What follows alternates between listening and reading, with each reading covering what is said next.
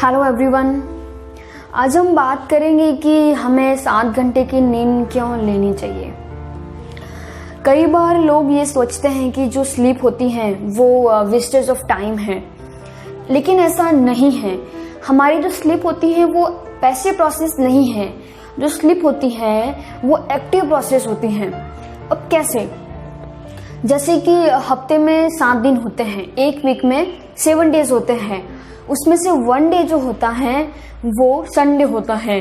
और Sunday means fun day, मतलब आप सभी जानते हैं कि संडे का दिन होता है रेस्ट करने का, प्रॉपर खेलने का दिन होता है, ताकि आप मंडे को एक नई एनर्जी के साथ काम कर पाओ। इसीलिए जो संडे का दिन होता है वो फ्री टाइम आपको जो है दिया जाता है।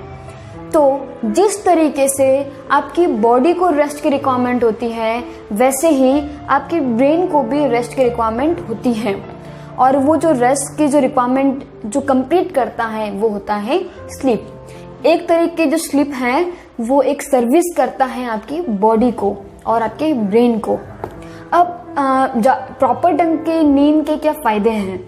जो प्रॉपर स्लीप होती है 7 घंटे की, वो आपकी इम्यूनी सिस्टम को बूस्ट करता है, आपके लर्निंग पावर को इम्प्रूव करता है, और जो भी आप पढ़ाई करते हो वो एक तरीके से लॉन्ग टर्म मेमोरी में कन्वर्ट करता है।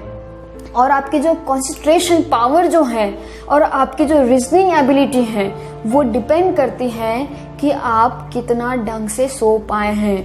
मतलब आपका जो मेमोरी है, आपकी जो ब्रेन है, वो कितना ढंग से रिफ्रेश हो पाई है। तो आप समझ सकते हैं कि जो प्रॉपर ढंग की स्लीप होती है वो हमें क्यों ज़रूरी है। अब कई बार ये लोग बोलते हैं कि हम तो 4-5 घंटे सोते हैं लेकिन हमें तो कुछ नहीं होता।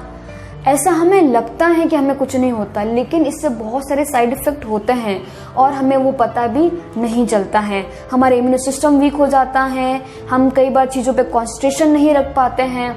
और आपने नोटिस करा होगा कि जो बच्चे हैं वो जब एग्जाम का टाइम होता है स्पेशली, तो वो नींद कम लेते हैं।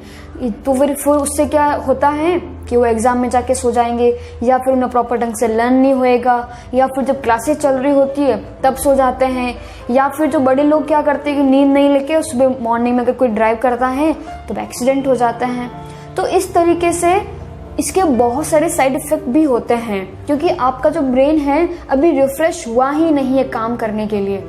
बिकॉज आपका जो ब्रेन है वो कंटिन्यूसली वर्क करता है। आपकी बॉडी फिर भी रेस्ट, जैसे आप अगर बैठ गए तो आपकी बॉडी रेस्ट कर रही है, लेकिन आपका ब्रेन तब भी काम कर रहा है। तो आप समझ सकते हैं कि आपके ब्रेन को कितनी ज़्यादा रिक्वायरमेंट होती है प्रॉपर ढंग से रिफ्रेश होने के लिए।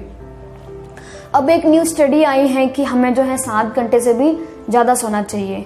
मतलब हमें 7.5 से 8 घंटे के बीच में सोना चाहिए, ताकि जो आपका ब्रेन है वो और अच्छे ढंग से रिफ्रेश हो पाए। बिकॉज आज का जो हमारी जो अभी की जो हमारी लाइफ है वो बहुत ही बिजी लाइफ हो गई है, तो इसलिए हमारी जो बॉडी है, हमारा जो ब्रेन है, उसको रेस्ट की रिक्वायरमेंट भी ज़्यादा हो गई है। अब इस वीडियो को देखकर ये भी लोग बोल सकते हैं कि बहुत सारे ऐसे भी लोग हैं जो बहुत सारा अच्छा काम कर रहे हैं लेकिन वो नींद कम ही लेते हैं। हाँ, ऐसे लोग होते हैं जिनके बहुत बड़े बड़े अचीवमेंट होते हैं और वो कम सोते हैं, लेकिन ऐसे लोग बहुत ही लिमिटेड होते हैं। 1000 में से 10 या बहुत ही हजारों में से 10-20 लोग होते हैं जो इनमें ये एबिलिटी होती है। इसका मतलब ये नहीं है कि आप जबरदस्ती उस एबिलिटी को एडॉप्ट करने की कोशिश करो। तो आपको जो है प्रॉपर ढंग की नींद लेना ज़रूरी है।